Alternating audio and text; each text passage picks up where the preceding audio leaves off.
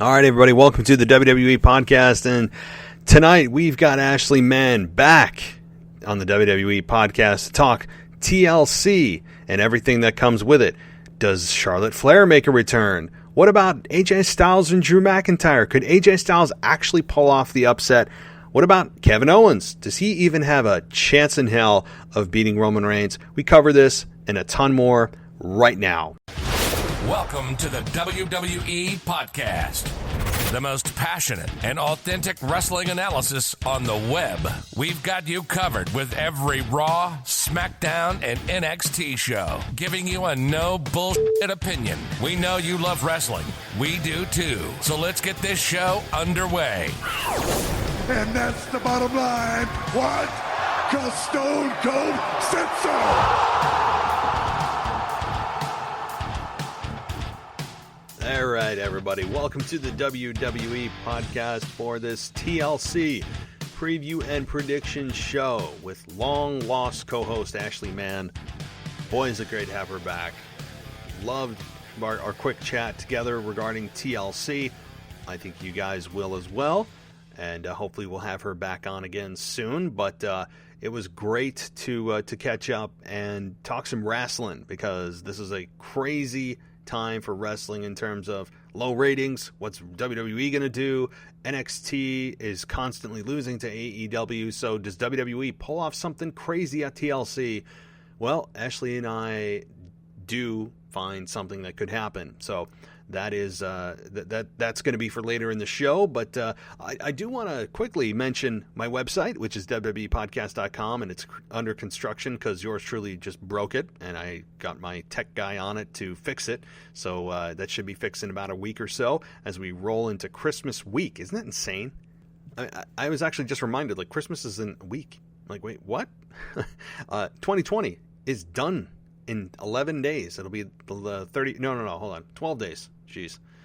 12 days will be January 1st, so I don't think any of us will shed a tear about 2020 leaving our lives. That'll be a good thing. And it's essentially WrestleMania season when we get to January. I mean, I know that, the Royal Rumble itself is the road to WrestleMania. Yeah, but what about the road to WrestleMania? I mean, that's essentially what you're going to be on in January. And one more stop, which is TLC, and that is coming up tomorrow night or tonight, depending on when you're listening to this show. So really an interesting card up and down the lineup. Some great quality matches on there, some ones that are not easy to call, some ones that look like slam dunks. And the main events are really not easy. And we cover those and some potential big moves that they could make, and WrestleMania implication moves. So stay tuned for that. How about that for a hook?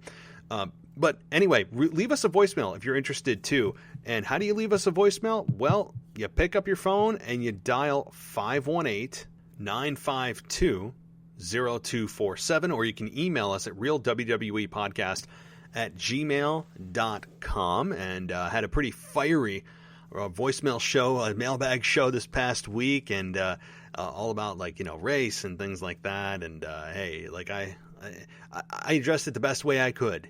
And I hope I was very clear on where I stand regarding some of the wrestlers in the business that I'm not a fan of. But I think it was a very respectful conversation and response. So go ahead and check that out at the last episode that we just dropped on Thursday morning.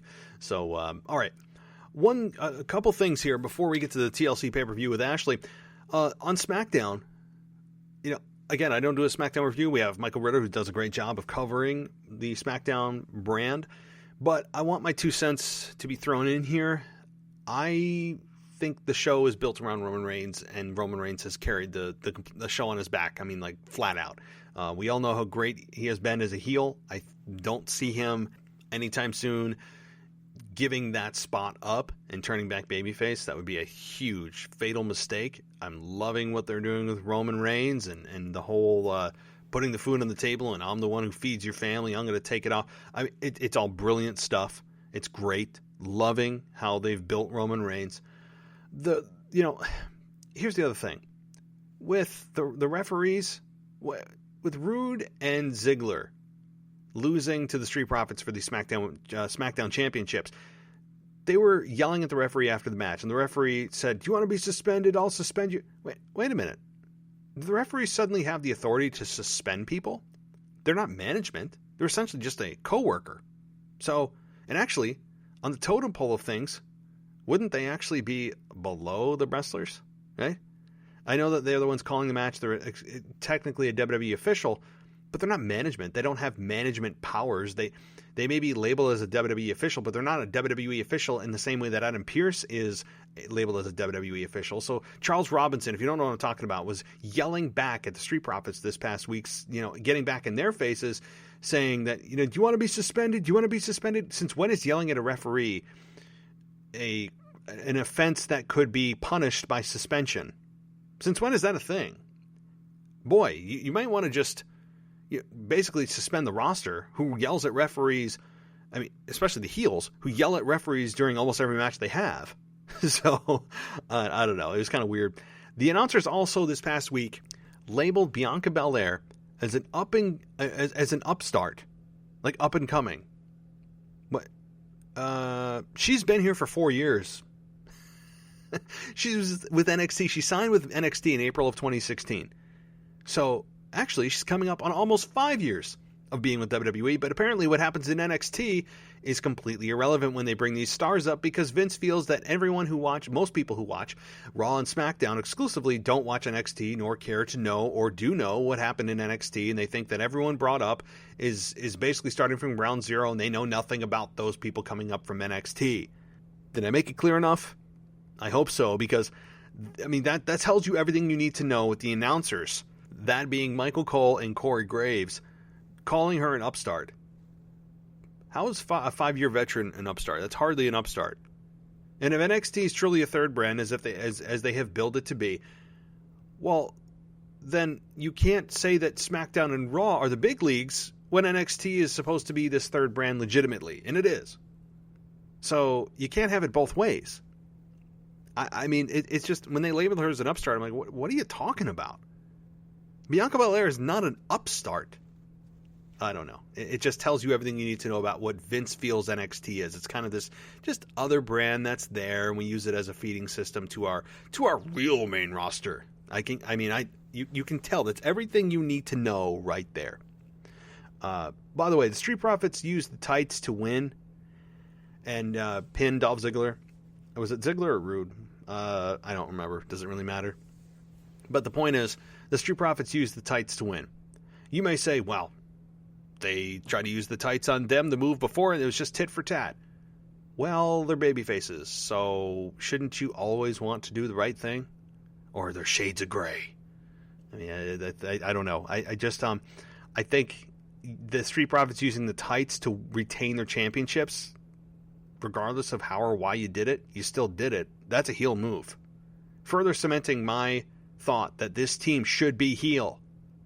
I'm not even going to get into the whole personalities. You guys know I have destroyed why I do not like their personalities. And again, I don't care about skin color. I can mention many white people on the roster that I cannot stand their personalities. Otis, Miz, Morrison, just to name a few. Cannot stand it. Can't stand it. Nothing to do with culture. Everything to do with just your individual personality. Can't stand any of those three. It's just bad. So, but nonetheless, this it was a heel move.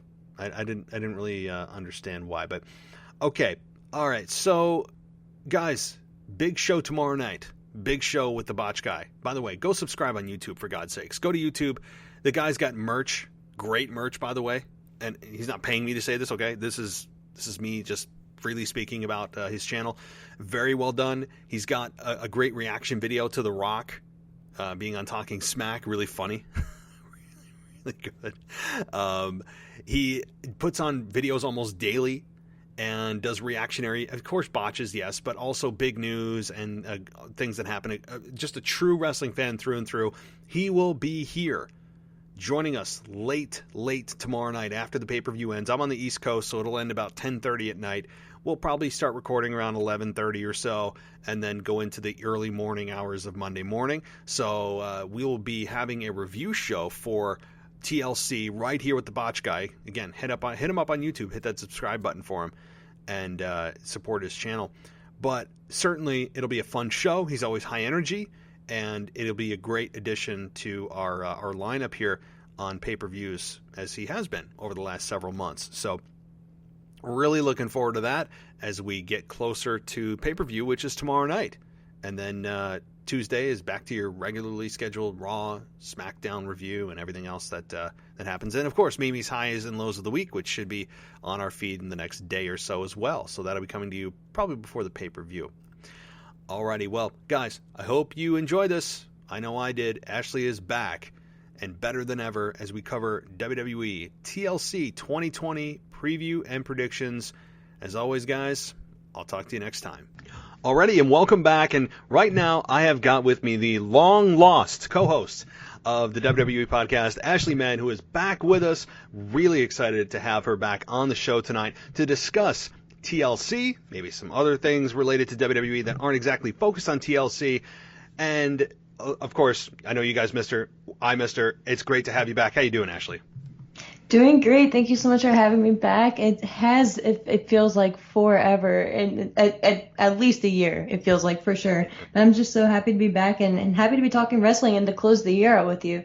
This year is finally coming to an end. It's just kind of crazy to think back and like where we began with, the Royal Rumble and everything, and just how we're ending up now. So just a crazy year, but I'm so happy to be back. Thank you for having me. Yeah, definitely. And in pandemic time, it does feel even longer, like you said. It's, everything is just magnified in terms of the length of time to get from week to week, month to month. But yeah, unbelievably, we're already getting closer to WrestleMania season. It feels like we just wrapped up this year's WrestleMania with COVID and the whole part 1, part 2 of WrestleMania. And here we are about 3 weeks out of WrestleMania season starting again with, really, I look at it as January 1st. I know the Rumble is the true start of the road, but you're focusing on the Rumble on the road to WrestleMania. So it's crazy, right? Like, we're only a few weeks away from WrestleMania season. It's so weird to think that the Royal Rumble is coming up next month, because especially now in the circumstances that we're still in, what it's going to look like and how it's going to feel, and is it still going to carry the same impact and that same emotion, that same feeling that we're used to each year. Of course, there's nothing that's going to top last year, at least for this year that I can foresee. But it's just exciting, even though we are in crazy times, I still am. There's something about knowing WrestleMania season is right around the corner that just kind of forces you to get ready, It does. And we all know that, I mean, especially if you've been a longtime wrestling fan, that November, December, particularly December, are the creative slumbers of WWE, where it's kind of like wrapping up the year. WWE doesn't exactly usually put its best foot forward. It's been just typically a creative slump that they go into every December, and we haven't had exactly, in my estimation, some of the greatest SmackDowns over the last few weeks have kind of hit and miss. But the bar to me every December, I don't know about you, I set it a little bit lower because it's not WrestleMania season yet.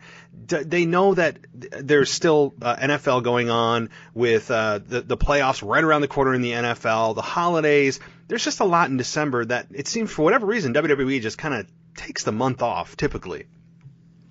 Yeah, and I think if any show has felt it more than the other, in my opinion, it's been Raw. Raw is just it's dreadful, man, and I'm sure we'll get further into it as we do our predictions, but I hate to be negative and I hate to be down on it, but I just what was that commercial? It must be Monday when it's 8:00 and I realize it's Raw. I'm like, oh crap! Like it's Monday. Like here I gotta, here comes Raw, and for me to say that, it hurts my heart. And I try to look for the good in it. And there's a few, don't get me wrong, the whole thing isn't horrible, but man, it's just sometimes I'm like, are they trying to be bad? Are they just trying? Are they laughing at us watching them? It's just, I don't know. It invokes so many feelings and thoughts for me. But yeah, like I said, I'm sure we'll get into it. But so I try to keep that in mind as well right now, right? Especially like we said with everything else, and it's December and sports are on at weird times right now. Basketball is back, so there is a lot going on, but I don't know. It's how far do you let it go before you just stop, before it's obvious that you're not really putting forth the effort, right? To your cable provider and things like that. So I don't know. It's weird. From what I understand, USA Network actually told them that they want some, and I didn't read the whole thing. I just read the tagline, so my bad for not reading the entire article. But USA Network actually told WWE to implement some kind of adult content into their program to try to get the more core audience back because the record low ratings. So I don't exactly know what that adult content is, but with the record low ratings, you can bet that WWE is under the gun to bring those back up. And if you remember, I think it was 2 years ago. I want to say last year, but I think it was 2 years ago when the McMahons and Triple H all came out and they're like, we're going to give you what you want, new matchups, all this stuff that really never really came to pass. It was, I think, looking back, kind of more lip service than anything else. And that was in December. So, I mean, this is not typically a great month for WWE. So let me ask you this, though. What specifically, without going into crazy detail, but what are some of the big things on Raw you're just like, man, this is bad, right? Like, I just can't do it. Because as a wrestling fan, you want to look forward to Monday night. You want to look forward to Friday night. And when it feels like a task, and I totally understand what you're saying, you're like, oh, that's right, Monday, I got to watch it. That's not good when you feel like you have to rather than you want to. So what are some of the big things going on Raw that really irritate you so much? Oh, man. So, and it's going to sound like I'm going to name off a lot really quick. And when I say them, I don't mean everything about them specifically is horrible, but it's just each week, like, so for instance, like Matt Riddle. Like, I was a big fan of Matt Riddle in Riddle. NXT. Or, yes, I apologize, Riddle. Yeah. I was a huge fan of Riddle in NXT, and I had high hopes for him on the SmackDown brand. I just felt like, give him a year, he could have gone through, had like a nice IC title run, or at least, been in the contention for that, and just really built him up as this tough character, and just really built him as like a main event player.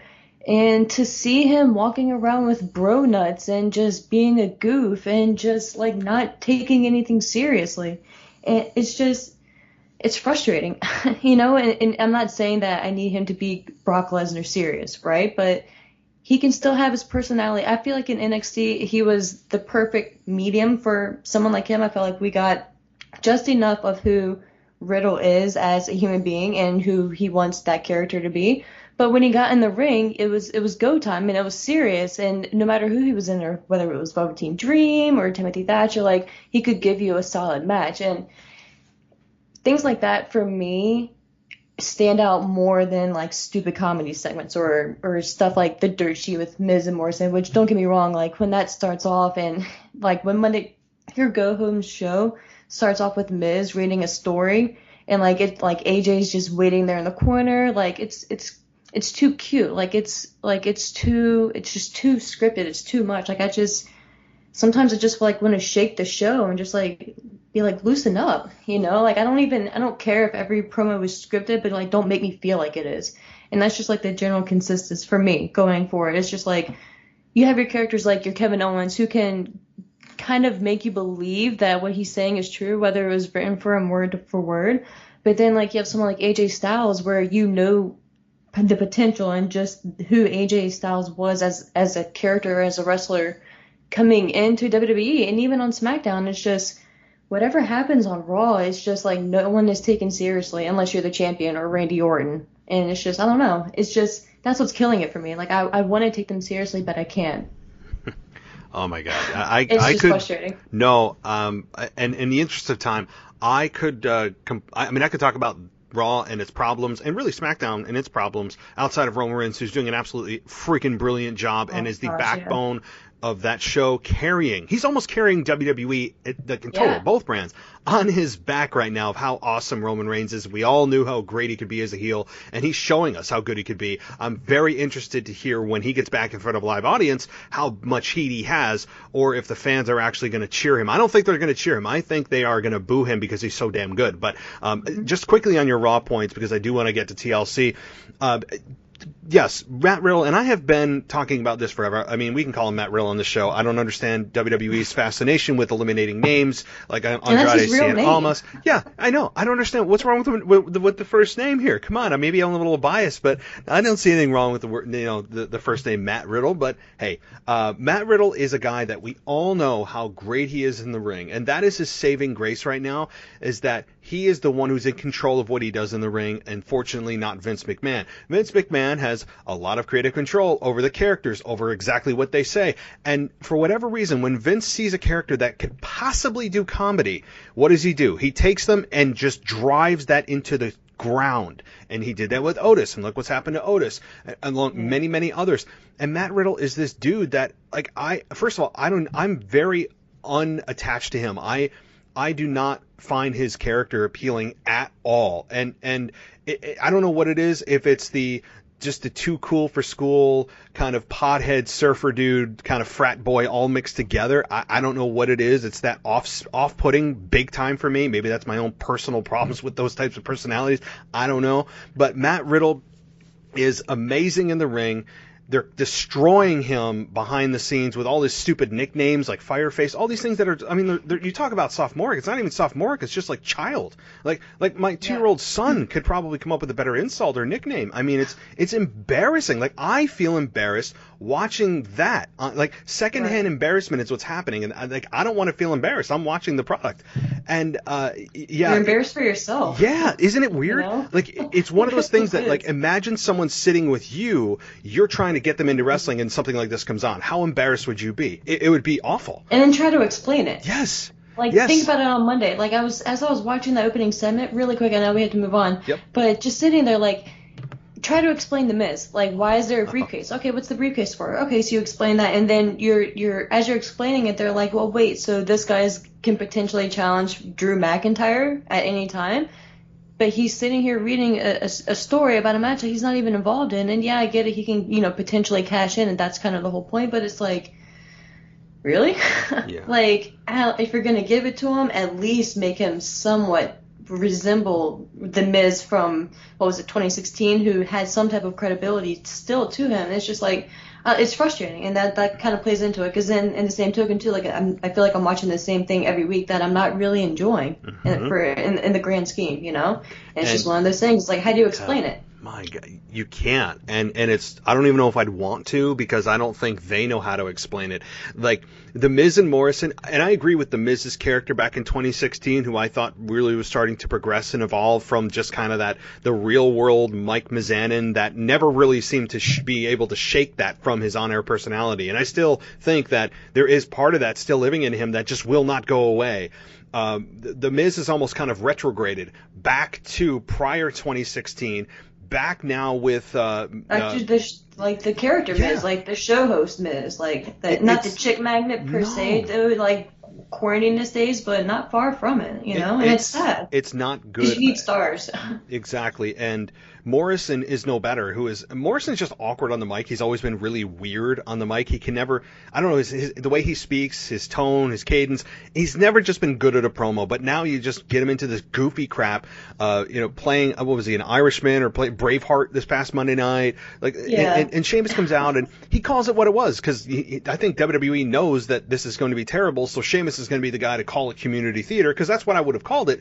But it doesn't make it better that you're acknowledging what you're doing is terrible. Like, just because you own it doesn't make it better. It actually would make it worse, acknowledging the fact that you're putting a crap product out there. It's so bad. It's not like I even want to see anybody beat up Miz and Morrison. I don't care. They have no heat to me. They are channel changing. That's not the kind of heat you want. I've grown. How many times?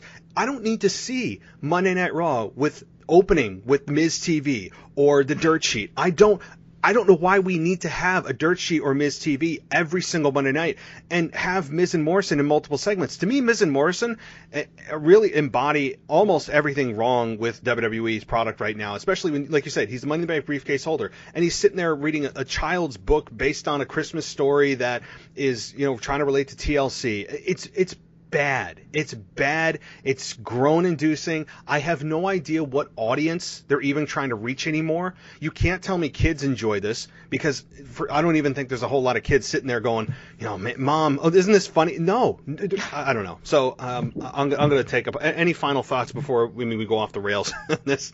No, well, yes, really quick, just because you brought up like the last point that I was going to make to it in its entirety, which kind of leads to, in my opinion, why the issue and my concern long term is, who are you trying to attract, right? For me, like, I'm so thankful, like, I feel old some days, right? But I'm so thankful I was born and I grew up during the era that I did, because I can't imagine, like, wanting to be, like, if coming in as a new fan and wanting to like wrestling and seeing WWE and seeing Raw and SmackDown on TV, and, just leaving NXT and AEW to the side, but those are your flagship shows on the number one wrestling brand. And who are you going for? Are you going for someone my age, mid, early 30s? Who are you going for? The 50s, or if like your older audience who is just barely holding on from the Attitude Days? It's just like, how do you really expect to attract a new audience and grow your show when consistency alone, like, to the side, it's just, who are, like, that opening segment, it's just like, who are you going for? And that's what's frustrating and alarming for me, because, like, I want wrestling to be cool, right, quote unquote, like, I want people to enjoy it, and I don't want it to be a laughing stock, and it's just, sometimes I'm just like, why am I even watching this? And it's sad, because I love wrestling. Obviously, we're sitting here talking about it, And, so, yeah. I mean, we can sit here and we can complain about everything we want, but at the end of the day, WWE knows that we are the fans that are still going to be there. We're part of that million little plus. Yeah, exactly. So I just, you're right. That I don't know if they know what audience they're going for. Vince McMahon has said many times that they have a little something for everyone, that they're not just serving one audience. Well, the problem with serving, many masters is that when you serve like many people, you're serving nobody, right? Like, you have to find a focused demographic, and I don't think they have it defined. They're just like, oh, we're everything for everyone. Well, when you do everything for everyone, you're not good at anything. You're just okay at a bunch of stuff. So they don't have a specialization. They just try to reach the broadest audience and cast the widest net, which logically you're like, oh yeah, maybe that'll reach the most people. But it actually doesn't. It doesn't, because you're not really good to great at anything. You're just doing little bits of things that you think you're okay at to try to reach a bunch of people. It's a really backwards way to think. I understand why they think that, but I don't know. It's amateur hour on Monday Night Raw right now. Outside of a couple of spotlights, I'm with you. So, all right, let's get into TLC, because this is a card that really, for the final pay-per-view of 2020, which feels so good to say, I look at this and I'm like, all right, let me count the matches. I'm on WWE.com, so I'm going on the most up-to-date matches that you would assume are on the website itself. There are 1, 2, 3, 4, 5, 6 matches on the card, so that's about average for a B pay-per-view. And I'm looking at this and I'm thinking, some of these really seem locks. Others I wouldn't even touch if I had money on them. So I'm going to start at the bottom of the card here. I'm going to start with the Raw Tag Team Championship. The New Day versus Shelton Benjamin and Cedric Alexander. What do you think? I feel like you have to go Hurt Business here, right? Like, if you don't, then who else do you really have on Raw right now?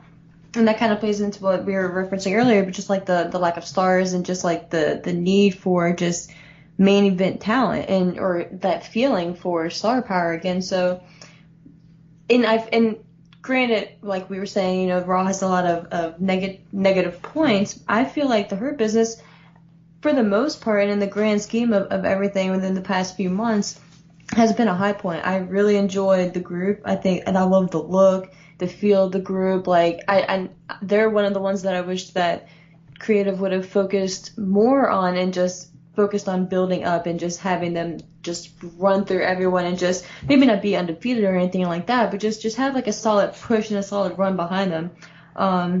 I think it's going to be a really solid match, and I think the New Day is going to probably get the best match out of Cedric and Benjamin that we've seen in a long time. And I really love them too as a tag team also. But I think here you have to go Hurt Business just to keep things fresh and keep things moving, even if you do go back to a rematch, but you just have to change it up a bit. So, first of all, I'm going to say right off the bat, without keeping people in suspense, yeah, I think that Cedric Alexander and Shelton Benjamin are probably going to capture the Raw Tag Team Championships.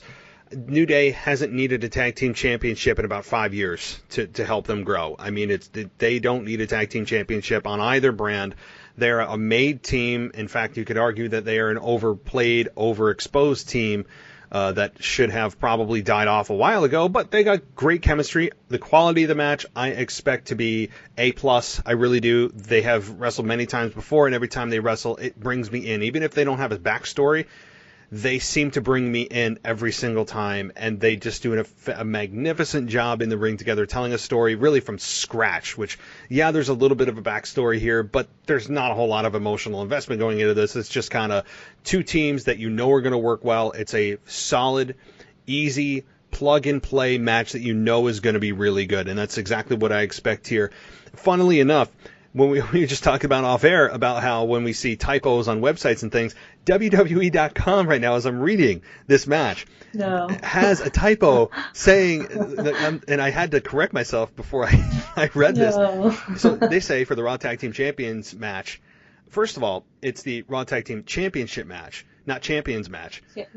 Secondly, they say the New Day versus Shelton Benjamin and Cedric Alexander on the Hurt Business instead of the Hurt Business. So 2 typos in a single match description. So how about that for WWE.com?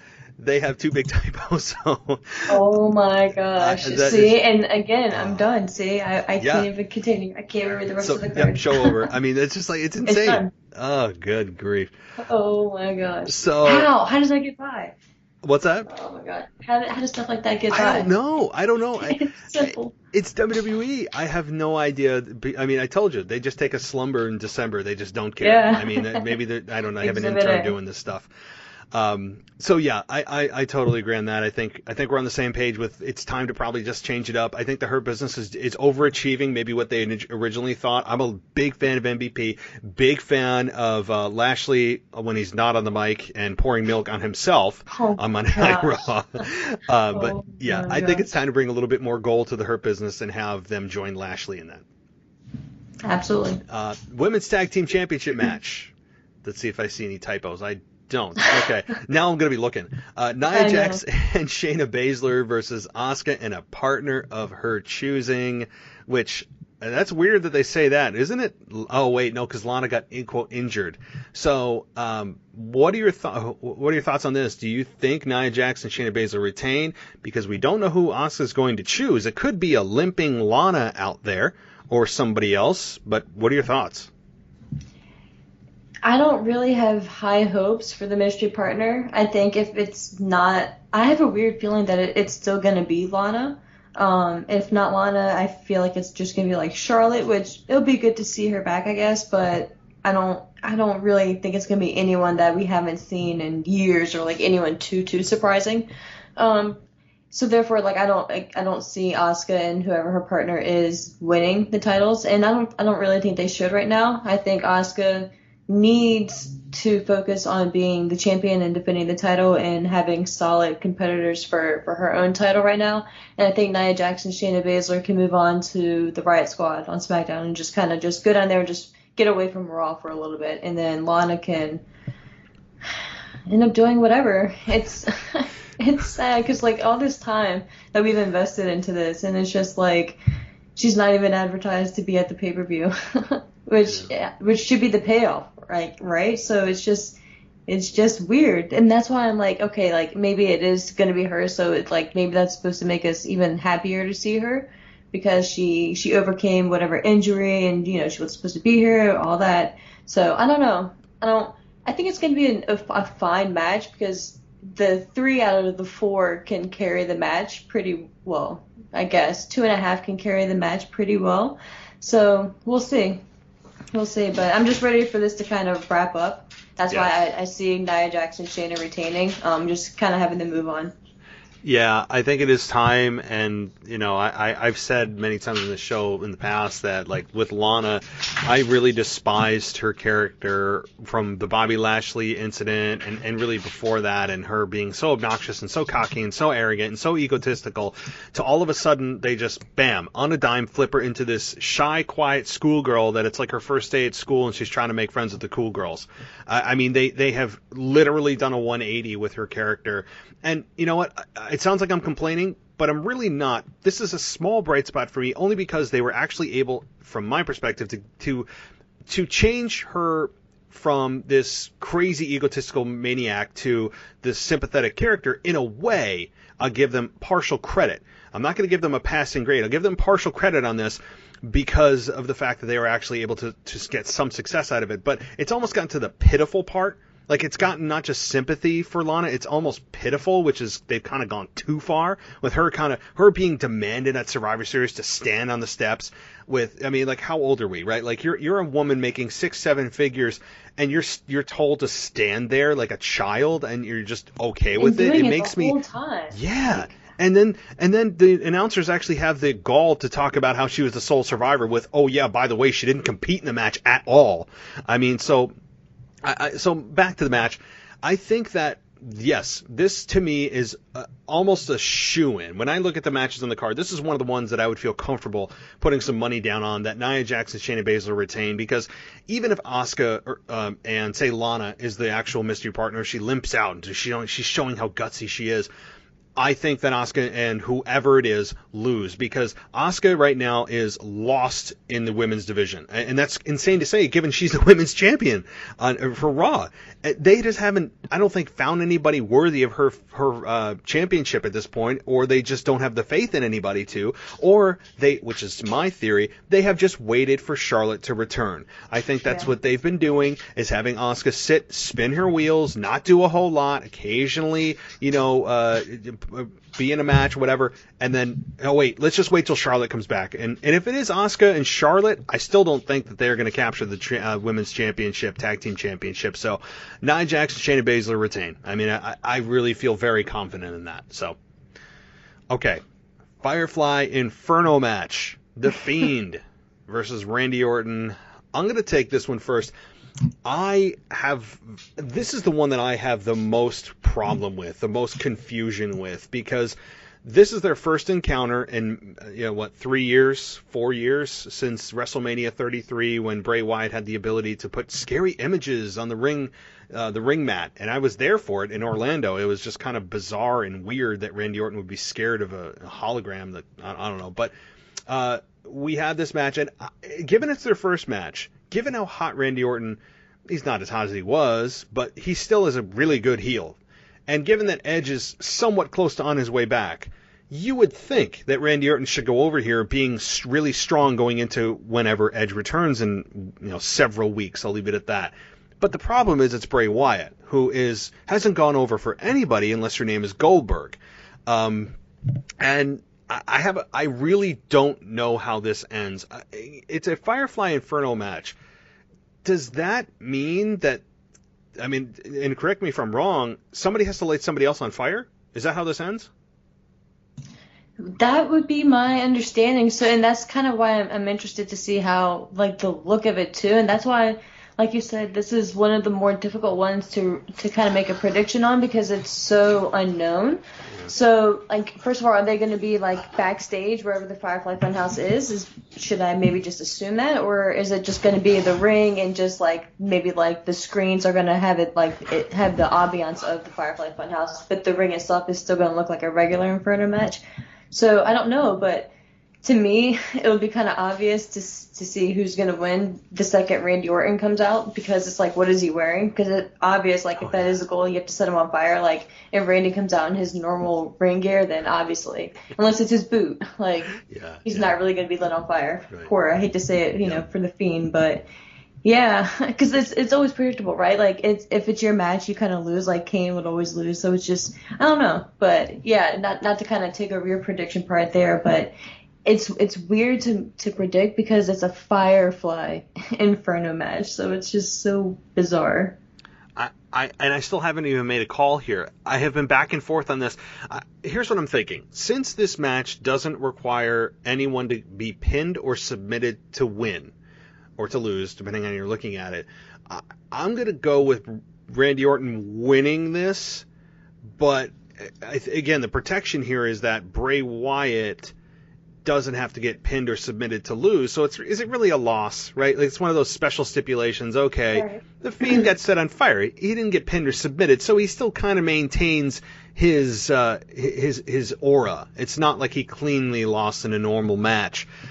I'm going to say Randy Orton wins this one. The Fiend gets lit on fire, but he's still standing there. You know, I could see the lasting image of this wherever the hell this takes place, whether it's a cinematic match or it's some kind of backstage live match that they do in a funhouse.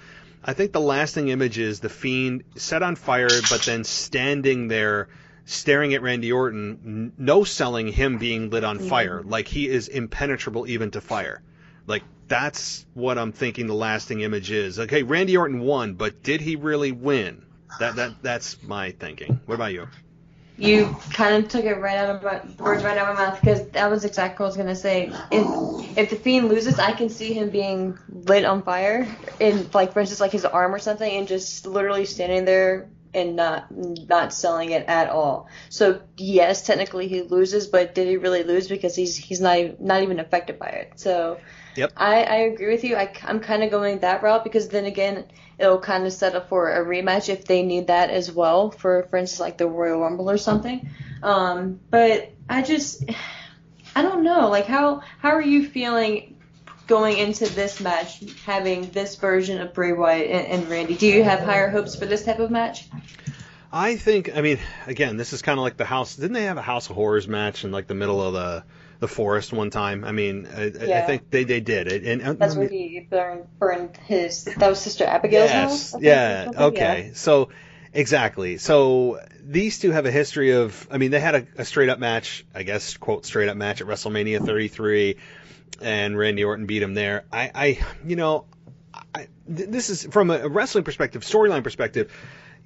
They haven't had a ton of physicality up until this past week. With we saw what happened. Randy Orton lit the casket on fire, and then the Fiend popped out, and then put him in the mandible claw, which I will say this, I don't understand how the mandible claw, which is a fairly easy move to counter, is the most devastating move that he has, because somebody's facing you with their hand in your mouth, you have several options. Kick them in, below the belt. You could start punching them, but instead everyone just gets paralyzed by him in his, your fingers down your throat. To me, it's one of the most easy moves, if you were attacked that way, that you could have some kind of retribution. Nonetheless, it's kind of like the ideal setting, right? Yeah. If you're going to be attacked, like you're facing your attacker, like you know exactly what they're doing. Yeah. Like you have so and many you have options. you have access to all of your limbs. Yeah. It's none of them are tied down. It makes no sense to me how nobody has even tried to come out of that. Nonetheless, this is where pro wrestling world has to come into play, or we'll just talk ourselves out of believability, is that, this story, I like how they're actually pulling on the past, right? Like, I'm glad they didn't ignore what Randy Orton did 3-4 years ago, whatever it was. I'm glad they brought that back, and I like how they're consistent with the Fiend attacking those who did him wrong in the past. That, I'm very glad they've kept the integrity of that. Everyone he's attacked, for the most part, has been somebody in his past that has done him wrong. The other thing they've been consistent with every story Wyatt has been involved in, is that he has changed everybody that he's been in the ring with. So that begs to ask the question, if he's able to change Randy Orton, what happens to Randy Orton? He's already a heel. They can't change him from good to bad. He's already really bad.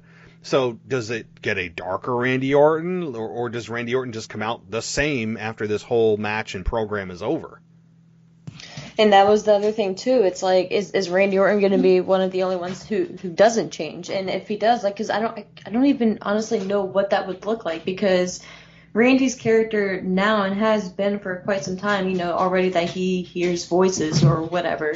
So and maybe they could use this as what USA Network is supposedly looking for, right? Like going darker, like a more adult content. Maybe if he does lose to The Fiend, maybe, and if they're looking to have Randy Orton go darker, maybe that's one of the characters who could. Have no idea what that would look like again, but that could be something. I don't know. I would definitely be here for it because I think Randy is good when he's like fully involved and fully like enthralled in the storyline. I think he's really good, and he has been for the most part of 2020 one of the things that has saved Raw and made Raw enjoyable, regardless of who he's been involved with. So, especially if Edge isn't coming back for a little while longer, I think you might as well play this out. So keep it fresh and dig in deep and see how many layers there really could be to Randy Orton. Agreed. I think Randy Orton, maybe we haven't seen everything from him over his 15-plus year career. Maybe there is something darker, deeper, and more sadistic in him than we know. I just don't know what that looks like, given the fact that I feel like he's done almost everything you can do. And like you said, maybe he's the one that doesn't come out changed, but is that worth going against the integrity of what they've done with The Fiend and how consistent they've been with who he's attacked and why, and the fact that he's changed everyone he's been in the ring with? Do they use Randy Orton? Do they finally break that cycle with Randy Orton because, well, hell, he's Randy Orton. He's already got, like you said, voices in his head. Maybe they don't do anything. Maybe it just comes out the same exact way. But we all know Edge is looming. It's a matter of where is Edge? When is he coming back? People are looking at the Rumble. And my fantasy prediction of that would be, or my fantasy booking would be very simple. You have Randy Orton in the Rumble. You have him dominating. You have RKO. He eliminates, several people. And the next one out, maybe at number 21 again, is Edge, and Randy Orton is beside himself, and they eliminate each other, leading to a WrestleMania 37 I Quit match, which is reported been an I Quit, but apparently that's kind of changed back and forth. Again, I hope that there's fans, at least in limited attendance in Tropicana Field. I know that the critically acclaimed and universally, beloved the Thunderdome that WWE just loves to let us know how much it's loved is certainly better than what it was in the Performance Center. But I still want fans there to count down. I know they'll pump in crowd noise, but man, oh man, do you see any possibility, or have you heard anything about actual live attendance, even in a very limited capacity in Tropicana Field? Yeah, no, probably just everything that you have heard as well, that Vince, I mean, and who doesn't, right? Like, it's not groundbreaking news, that he wants at least 15 plus to be there, regardless if they're spaced out or not. And I know just from being involved in like the Thunderdome experience this past Raw, which was so weird. Oh, that's right. Yeah, I saw. That's great. Yes. Yeah. It was. It's so wild, right? Because the producers, like, it's true. Like, the producer is there, like, counting down, like, all right, we're about to go to commercial. We're coming back from commercial, and then they're like, all right, be excited, and they're like, all right, here comes, for instance, like Kofi Kingston and New Day, like, so they pretty much do tell you who to cheer for. So it's just weird, but like, and you can kind of hear like a little bit of like excitement, which I'm assuming is like other people in there as well, but it's just so weird and then you're too, right? Especially like if you're in an apartment, like you can't keep it so loud, but they want you to be as loud as possible, so you can't be like screaming, right? So I appreciate it, and like you said, I am not complaining at all. It's 100 times better than the Performance Center with no one there. Like, I am not complaining at all, and I like how it looks now, at the stadium tour. So I'm here for it, and if fans can be there, then and you want to be there, then go for it. Like, I'll appreciate you being there. Thank you for taking one for the team. If all of us can't be there, but yeah, man, it's just one of those things. But I don't know. I think the Royal Rumble is just one of those shows, though, that's really going to feel it if the fans can't be there in any type of capacity. But even if it's like limited, like NXT, like how they've done. So I don't know. That part has always just been interesting to me. How there's limited people there for NXT, but not Raw or SmackDown yet. Yeah, I think that as much as we, the fans, talk about how much we miss fans being there, I really think that we have to look at it from the wrestlers' perspective too, because they're the ones who make a living off of fans being there in terms of growing their character, getting a reaction. They live for that reaction. They're there for fans who are no longer there. we're the ones that love going and we love contributing. But I think it's even tougher on the actual wrestlers themselves, having to go out there and not be able to react and generate a reaction that you live for, man.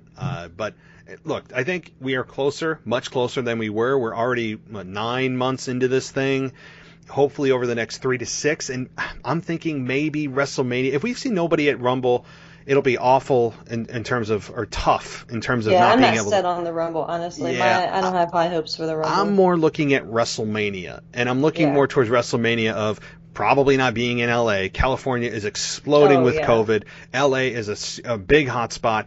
Not going to happen in LA, so that Florida, you can do whatever you want. Yeah, exactly. That's the thing is too. They're in a state that is pretty damn liberal in terms of letting them be able to, in terms of restrictions. I know a lot of the bars and stuff down there, and restaurants are kind of like very loosey-goosey with masks. People living there and touring there are very loosey-goosey, and I mean, it is what it is down there. I mean, I'm not going to get into political whether it's good or bad or.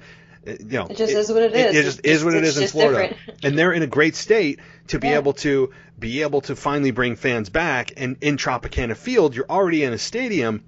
I think WrestleMania is going to take place in Tropicana Field, and like you said, I think it holds 50,000 people, 60,000 people, something around there. And even if they're able to fill it 25%. At that time, even for WrestleMania, if you're able to fill it 25%, I think that's where I'm really looking for is end of March, early April, whenever WrestleMania is this year.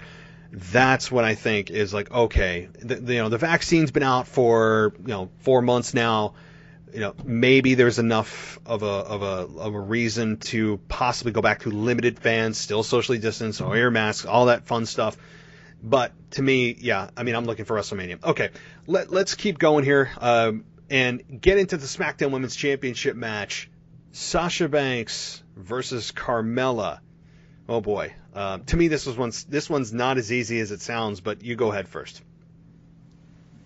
Yeah, to me, I think they stick with Sasha on this one. But this one for me, personally, I'm just so bummed with how the direction of the Sasha's character has been portrayed since she's become champion. I just had such higher hopes, regardless if she was going to be a heel or face or whatever direction. I just thought that she was going to embrace it, and it was going to be her show. She was just going to take over for that, not even the division, but just have that presence. And I guess in a way she does, but just not what I was expecting. Say what you want about Bayley, and a lot of people, I feel like Bayley, her heel run has been one of those whether either you were really into it or you just were not here for it. And I was really into it. I've always been a fan of Bayley, and I think she really grew into that version of her, and she still is now. But I think they just, maybe it was a result of not really having that solid story behind why her and Bayley split, besides Bayley just turning on her. Maybe that had something to do with it, because that she just didn't get that momentum as the character going forward.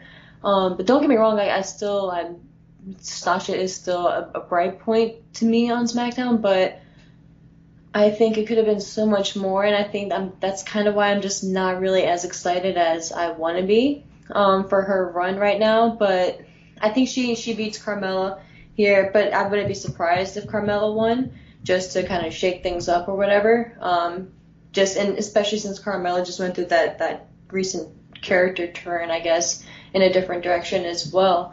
But I think it'll be a fine match. I think it'll be, it is what it is, a good 10-12 minute match. But I don't. That's the thing. I don't really know where Sasha would go after this either. So kind of up in the air with this one. But I'm gonna go with Sasha. What about you? Just to be a little different, and I do truly feel this, I'm going to go Carmella on this. Yeah. Now, this one's not easy, because on paper you're like, oh, well, Carmella's been getting the upper hand over the last couple weeks. Sasha Banks just won the championship, a month or so ago, a month and a half ago, whatever it was, and why wouldn't Sasha Banks continue? Well, I'll tell you why she may not continue. Number one, they got past the whole Sasha can't defend her championship. She did it, now that monkey's off her back. So if she loses it, it wasn't in her first defense. So that is gone. Number two, as you just said, I don't think they've done a great job with the Sasha Banks character at all. And I'm a big fan of Sasha Banks. I like her look. I like her in-ring. Her in-ring is really good. Her promos are hit and miss for me. And I say that because it's not like she's Roman Reigns babyface bad in that way. I just don't think that they ever made that full turn to her being a babyface. She's just still the heel. She's still a heel. There's never been that moment where Sasha Banks has said to us, I've seen the light, I was with Bayley, but I knew better. Like, we never got that. It was just, she got turned on by Bayley. She wasn't smart enough to see it coming, so what, we're supposed to have sympathy because you weren't smart enough to see Bayley was going to turn on you? And then she kept the arrogance. She kept the, well, I'm the boss, sweetheart. All this stuff that, to me, it's like, you do that as a heel, and she's really good as a heel. But she never really adjusted her babyface character. And to me, this is a heel versus heel match. I just don't see a need to cheer for Sasha Banks here. Again, big fan of Sasha Banks' work. I just don't think they ever fully did work on the back end of this, quote, turn to make it a full babyface turn. They didn't tell the story. They just had her being turned on by Bayley, and okay, we're supposed to cheer for her because you weren't smart enough. I don't know. I'm not a fan of the current iteration of this very big air quotes babyface Sasha Banks because she's not that at all. To me, it's very her personality right now is very off-putting.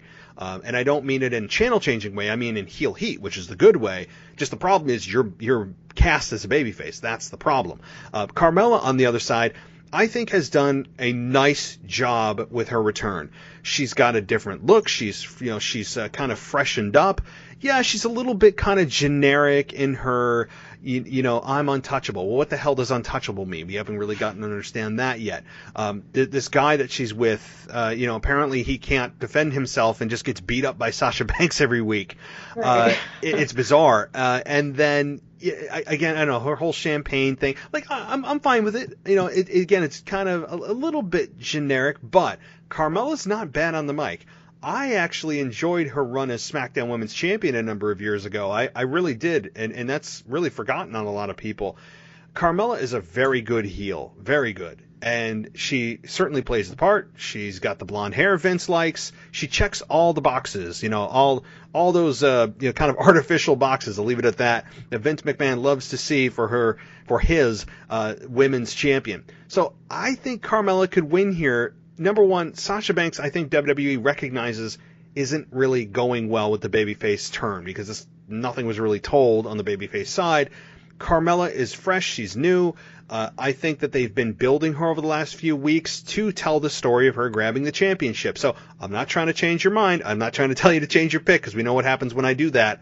But I think Carmella walks away with the SmackDown Women's Championship. And when a babyface is in chase mode, it's always a better story than when the babyface defends. And also, last point, I promise, we're in WrestleMania season in a month. You're going to start to see championships being transferred to heels as the babyfaces chase those heels into WrestleMania. It's always a better story when you get to that mountain to have the babyface chase than having the other way around. So. Yeah, and you're so right.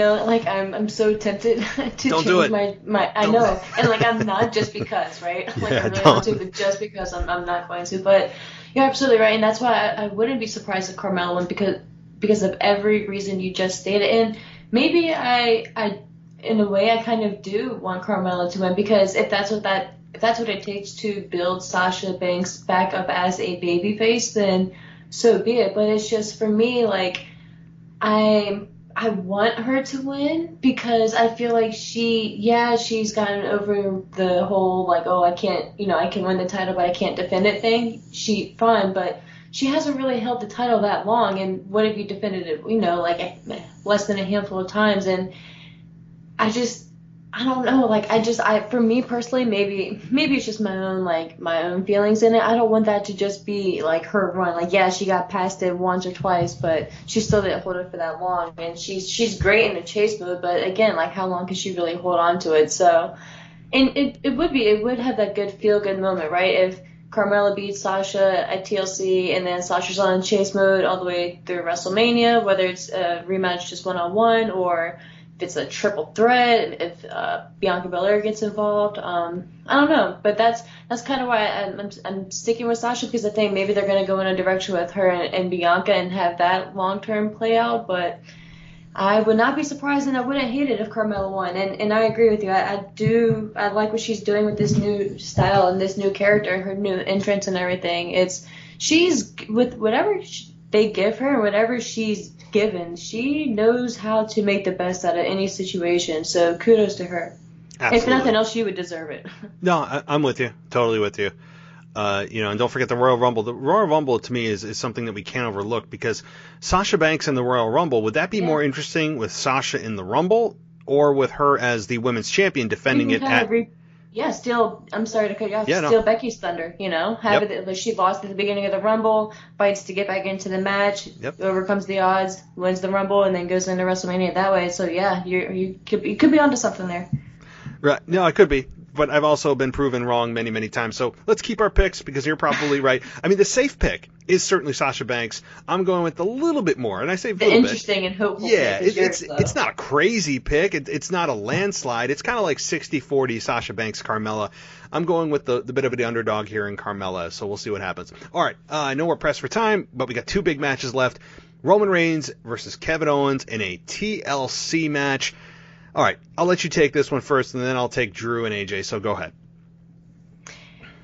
I think Roman Reigns is the best thing in WWE right now on Raw or SmackDown. I think that's no surprise, right? I'm so happy we finally get this Roman, and I look forward to SmackDown because of Roman. I think he's obviously the highlight of the show, and I would have him threaded throughout that show as much as possible, but of course not to overexpose him, but anything that he's been doing lately, maybe the past couple weeks haven't been as exciting as maybe the beginning of it, but I still look forward to seeing whatever he's doing and hearing whatever he has to say. And I think that shows also, in the same token, how strong of a character and how important having a character like Roman Reigns and that star power is to have as your champion, because Kevin Owens of course we know how great Kevin Owens is regardless of babyface or heel, but Kevin, they're kind of hot and stop with Kevin. Like they'll get behind him, and then they just kind of stop pushing him. But Kevin has been really good in this role, and he has made me believe that maybe he has a chance. There's that glimmer of hope that maybe he could be Roman Reigns. Is it likely right now? No, but he provides that what if possibility, and that's the whole point of wrestling. And I think that really says a lot for, of course, Kevin Owens, but Roman Reigns as well, because I think if this was the Roman Reigns from a year ago, we would automatically assume, and maybe we are automatically assuming here too, but it's different, because this Roman Reigns is completely different. Like, he is the star of the show, like he is the head of the table, but he's not overshowering everyone now, right? He's kind of elevating whoever he's working with as well. So I'm here for it. I think it's going to be a hard-hitting match. I think Kevin's going to do something crazy, as he always does. And I'm happy for Kevin. I'm sad he's most likely not going to win here. And of course, my prediction is Roman Reigns. But until Kevin it's his time and he gets that shining moment again, I just appreciate everything that he does. But this is going to be one of those matches where I think Kevin's going to put his body through hell. But Roman's going to keep it here. This one, so I'm struggling with this one, believe it or not. I'm still going to go Roman Reigns. That's my pick before I get into my explanation of it. Roman Reigns, I think, wins, and I think he needs to win more than Kevin Owens. And I hate saying that because I love Kevin Owens. This is the most relevant thing he's done since last year's WrestleMania, when he threw himself off the WrestleMania sign and injured himself, and he came back, and he wasn't really back, and he was doing weird stuff in and out. So this is the most relevant thing Kevin Owens has done in about 9 months. This is certainly, to me, a big opportunity for Kevin Owens, but is it really? Because Roman Reigns is so damn hot as a heel that, and I hate to say this, but he's been so good that I'm willing to sacrifice Kevin Owens not winning because Roman Reigns has been so good, and I can't believe I'm saying that. But Roman Reigns has transferred from a guy that you kind of dreaded and almost turned away with one eye open looking at him cutting a promo to actually wanting to listen to hear him talk, which is the complete opposite. And you throw Paul Heyman in with him, a guy that you think when you're setting these two up together is going to be the mouthpiece, and he hasn't barely said a word. And it's amazing to think that Paul Heyman, although still really doing an important role with his body language and doing an excellent job with his body language, I think an underrated job with his body language, is not even the mouthpiece for a guy that you thought, oh my God, he's so weak at promos, they're going to need Paul Heyman. He hasn't needed him at all for promos. It's fascinating to see. It's mind-boggling that that's the case, but that's what happens when someone is miscast for 6 years and you're able to flip the script and let him be who we all knew he was 6 effing years ago. So that's what happens, and that's the beauty, and hopefully it's eye-opening for creative and Vince to go, oh my God, this is what we've been missing? Yeah, this is what you've been missing for 6 years. So I think, I hate saying it because Kevin Owens is one of my favorites, but to me it's worth keeping Roman as champion rather than having Kevin Owens regain it. If it was anyone else other than Roman Reigns with the Universal Championship, I would say Kevin Owens needs to win this. But I think Roman Reigns does. I think he'll put up a fight. I think he'll hit the stunner. He'll do everything he needs to, but ultimately, it's going to be Roman Reigns winning the championship, or retaining the championship against Kevin Owens, and maybe it's because of Jimmy and Jey Uso, who are there to help Roman Reigns out, and they get the true bloodline back. And so that's what I think about that. Although I'm expecting a really crazy match, and correct me if I'm wrong, but these TLC matches are really just ladder matches, like. They're really a ladder match. You don't pin or submit someone in order to win this match. It's just it's a ladder match, just kind of a glorified ladder match. I mean, so you're just expected to use tables and chairs, which is what you can do in any other normal ladder match, but they it's all marketing, right? So. Well, it's the name of the pay-per-view. You have to have a TLC match, of course. It has to match the pay-per-view name. I'm glad that they're not doing individual ladder match, a chairs match, which they used to do. I'm so glad they're not doing that. The chairs one always, out of all of them, just blew me. Like, really? Yes. Really? A chairs match? Okay. And what's interesting is during that match, they could take like 20 shots to the back, and it's like hitting a clothesline on them, but yet when they're in a non gimmicked match, just a normal wrestling match, they get hit with a one shot, they're down, right? Like, I mean, it's such an overexposure of the business. But okay, limited time here. Final match here, WWE Championship, TLC. I'm going to take this one quickly with Drew McIntyre versus AJ Styles. This one has me shook because you would look and go, well, Drew's going to retain. He just got it back from Randy. I wouldn't be so sure on this. And the reason I wouldn't be so sure is this is a match, or a pay-per-view, in which you have both Drew McIntyre and Roman Reigns on the same card in the same building at the same time. What that means to me is, and yes, there are rumors of Roman Reigns versus The Rock, and The Rock has, the whole talking smack thing. I've heard it all. I still think that, given The Rock not being at WrestleMania to face Roman Reigns, which I know all the rumors, I think, I'm going way off here, but I think AJ Styles wins this because Roman Reigns ends up screwing Drew McIntyre. That I know that this is not a safe pick. This is not a smart pick at all. And likely Drew McIntyre probably will retain. But if they want to do something big to end this pay-per-view and get a buzz and they're all worried about the ratings, I think Drew ends up getting screwed by Roman Reigns in this match, especially if this is the actual true main event. And it's not Roman Reigns, in the main event. I mean, they could flip it, but if Drew's in the main event, I would be very careful. I really don't think it would be that interesting or newsworthy or buzzworthy if Drew just Claymore kicks AJ Styles, he goes up, grabs the championship, and, good night the lights, and it's over. Plus, these matches are also very easy to not have any egg on your face as a babyface, because you don't have to pin or submit to lose. So is it really a loss? Kind of like the Inferno match. A lot of gimmicks here that could protect babyfaces from losses because it's not a clean loss. So to me, I think Drew McIntyre unbelievably loses the championship to AJ Styles, and we have Omos and Drew McIntyre. That's going to be a fun little stare down, but that's my pick. Crazy pick, but go ahead.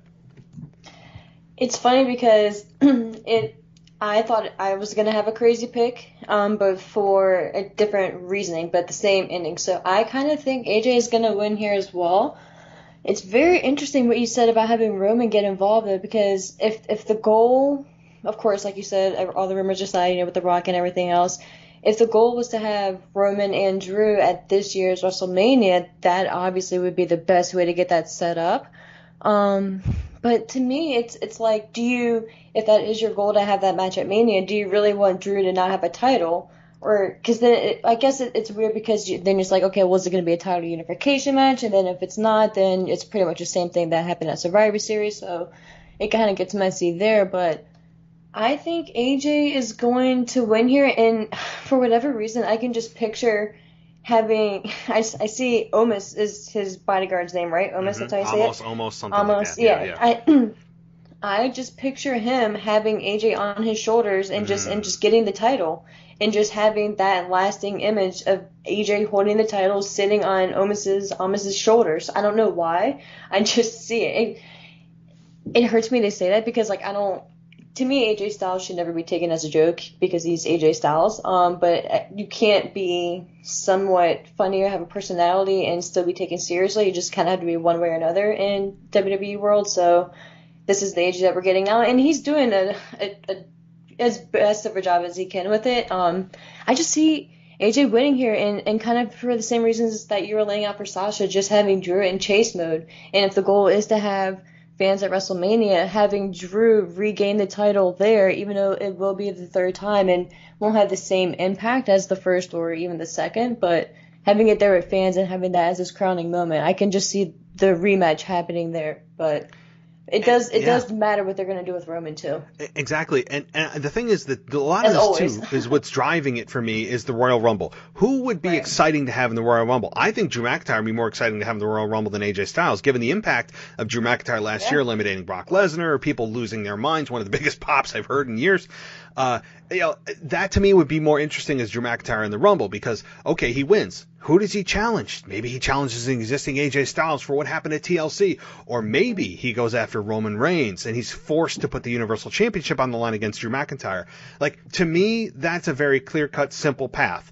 And that's that babyface you need going into Mania, especially if you don't have Brock this year. Of course, not saying Brock would be the babyface, but you don't have that star power right there. So that's automatically eliminating one match in one element. So it's just another one of those things where people can get behind Drew. Exactly. Easily. Exactly. And I think either way, regardless of what the logic is, I think I really thought you were going to pick Drew. So you and I are going out on a limb here and going AJ Styles. And it's just again, logic. Yeah, I wouldn't be surprised if Drew won, but I feel like AJ. Yeah, I love Drew as champion, but I'd be a little disappointed in it only because there's a lot of potential with Drew in chase mode going after AJ. I love Drew in chase mode. Or there may be Roman Reigns, Drew McIntyre conundrum that's out there. Both of them are on the same pay-per-view at the same time in the same building. And Drew said he didn't forget what happened, that they will cross paths again. Maybe, something happens here. I don't know, but to me, that looks like the Drew McIntyre Roman Reigns main event at WrestleMania. If, of course, we're assuming The Rock is not going to be involved, who knows? Yeah. That's always on the shelf. You have Sheamus there as well for Drew to play off in the next few months. I forgot. Yeah, Sheamus. So you have Sheamus to kind of keep Drew occupied at least until maybe February, and then February, depending on when WrestleMania exactly falls, if it's the beginning of April. You have a month and a half, 2 months, and they can cram stuff in at the last minute to build a big match. So you can always have Drew and Sheamus for a couple months and then go from there. You just threw a wrench in it because AJ Styles beat down Sheamus pretty bad on Monday night, which told me, he's going to get involved and want payback on TLC, and he's accidentally going to hit Drew again with a Claymore and cost him the championship. So there's a lot of outs here. It could be Sheamus screwing him, it could be Roman Reigns, or it could be Omos who just puts him on his shoulders. Either way, I think AJ Styles walks out as champion, and I think that's ultimately what happens. So, alrighty, well, Ashley, thank you so much for coming on. Before you head out, any social media that you'd like to share? Just feel free to follow me on Twitter at ASHMANNS. I'm trying to get still a little bit better at Twitter. I've gotten a little bit better at it, especially nowadays. To have some downtime and everything. But yeah, I'm actually looking forward to this pay-per-view. Like you said, it's not the most exciting, but I think it's going to be solid pretty much throughout the show. And then I'll be interested to see what they do with a few key matches. So It was great meeting up with you again and kind of getting back into our old groove of doing the preview shows. Yeah, I know. I could not have. That's what I said. It was just by chance. It wasn't even like by design. So it's for whatever reason, the wrestling gods are just like, no, you need to contact her before a wrestling pay-per-view because that's just what you guys do. I'm glad you did, yes. So, all right, Ashley. Well, you take care of yourself, and hopefully we'll talk soon. You too. Stay safe and take care of her. You too. Bye. Thanks. Bye.